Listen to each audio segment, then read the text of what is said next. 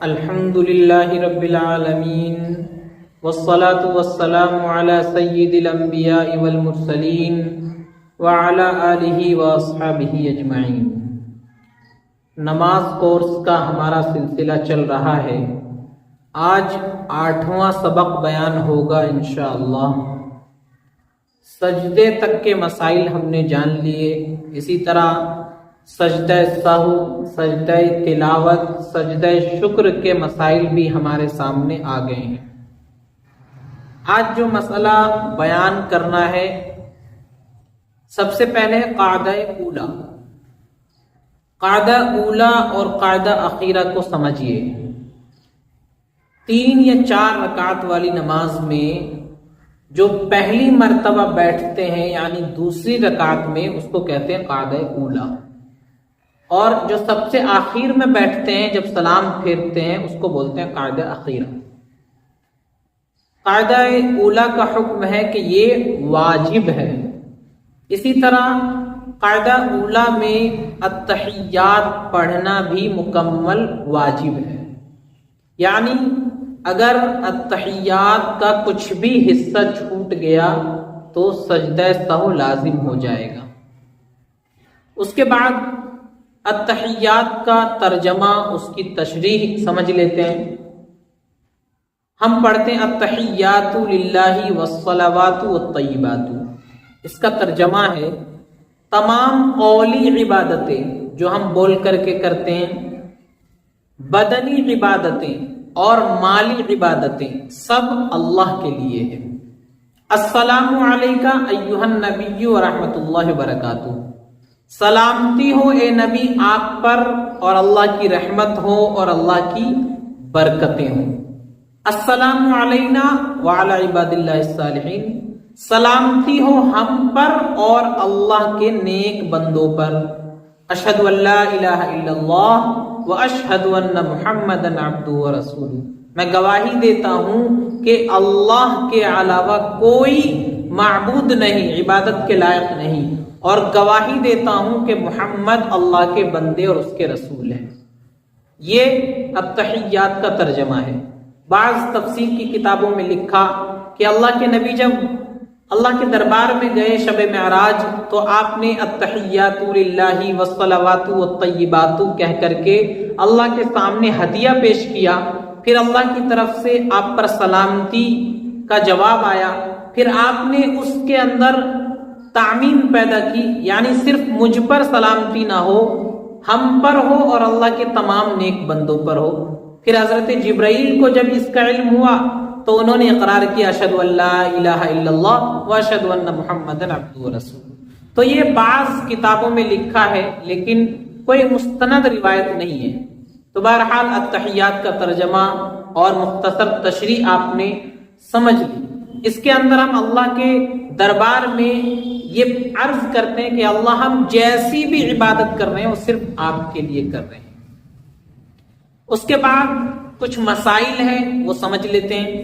جب ہم تشہد پڑھتے ہیں تو اشہد ان لا الہ الا اللہ پر ہم انگلی کا اشارہ کرتے ہیں۔ یہ اشارہ کرنا سنت ہے۔ طریقہ کیا ہے کہ جب ہم پڑھیں گے اشہد ان لا الہ، اس وقت اشارہ کریں گے بیچ کی انگلی سے اور انگوٹھے سے حلقہ بنا لیں گے، سائڈ کی دونوں انگلیوں کو بند کر لیں گے اور یہ شہادت کی انگلی سے اشارہ کریں گے۔ ایسے کر لیں گے اشہد ان لا الہ الا اللہ، لا الہ پہ اٹھانا ہے اور الا اللہ پر گرا دینا ہے۔ اس کا مطلب یہ کہ ہم زبان سے جو بات کہہ رہے ہیں انگلی سے اس کا اشارہ بھی کر رہے ہیں۔ اس کے بعد قاعدہ اولا میں بیٹھنا تھا، بیٹھ کر کے التحیات پڑھنا تھا، لیکن بھولے سے کھڑا ہو گیا تو اب کیا مسئلہ ہے؟ حکم یہ ہے کہ اگر مکمل کھڑا ہو گیا، گھٹنے سیدھے ہو گئے ہیں تو اب کھڑے رہے، نماز مکمل کرے اور آخر میں سجدہ سہو کر لے۔ بیٹھنا ضروری نہیں ہے، اگر بیٹھے گا تو یہ برا ہوگا، نہیں بیٹھنا ہے۔ کھڑے ہو گئے، اب کھڑے رہے، آخر میں سجدہ سہو کرنا پڑے گا۔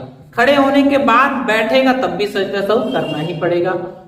اسی طرح کھڑا ہو رہا تھا لیکن پورا کھڑا نہیں ہوا، گھٹنے سیدھے نہیں ہوئے، ہلکا سا ہوا تھا، یاد آ گیا کہ ہمیں تو بیٹھنا ہے قاعدہ اولا میں، بیٹھ گیا تو اب سجدہ سہو لازم نہیں ہے۔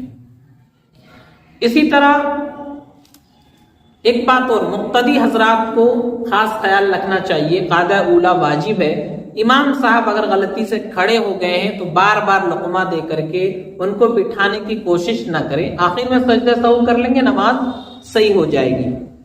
اس کے بعد مقتدی قاعدہ اولا میں تشہد پڑھ رہا ہے، ابھی اس کی تشہد مکمل نہیں ہوئی، التحیات پوری پڑھی نہیں، امام صاحب کھڑے ہو گئے، تو مقتدی کے لیے حکم یہ ہے کہ وہ جلدی سے التحیات مکمل کرے اور اس کے بعد کھڑے ہو۔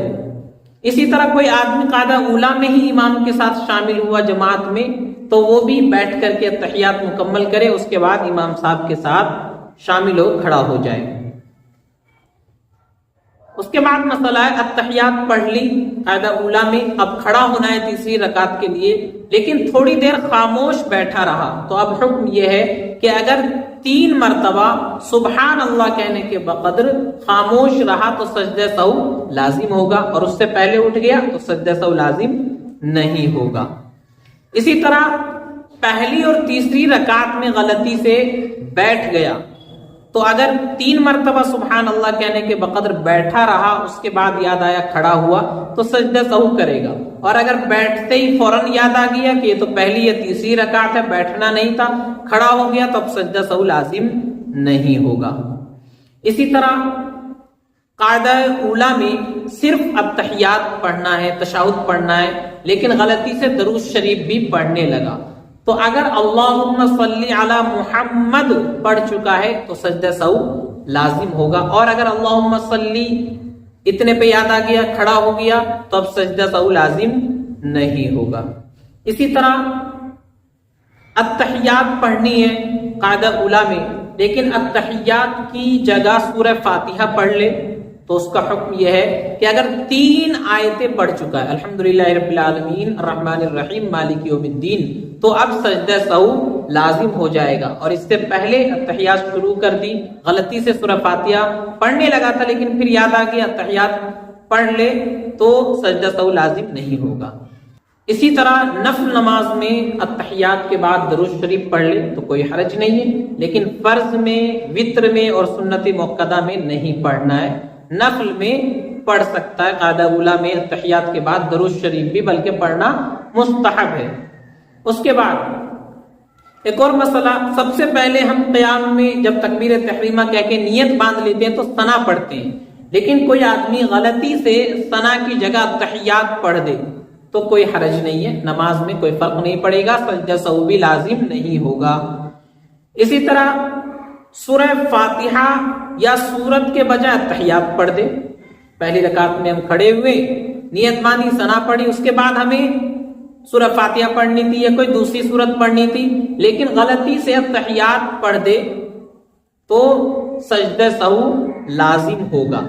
اسی طرح التحیات کی جگہ سورہ فاتحہ پڑھ دے یا کوئی دوسری سورت پڑھ دے یا ثنا پڑھ دے تو اگر زیادہ پڑھ چکا ہے اور اتنا جتنے میں 3 مرتبہ سبحان اللہ کہا جا سکتا تھا اتنا پڑھ چکا ہے تو پھر اس صورت میں سجدہ سہو لازم ہوگا۔ تو یہ چند مسائل تھے قاعدہ اولا سے متعلق، ان مسائل کو اچھی طرح سمجھنا چاہیے تاکہ ہماری نمازیں درست ہو سکے۔ اللہ تعالی ہم سب کو عمل سمجھ کی توفیق عطا فرمائے۔ وآخر دعوانا ان الحمدللہ رب العالمین۔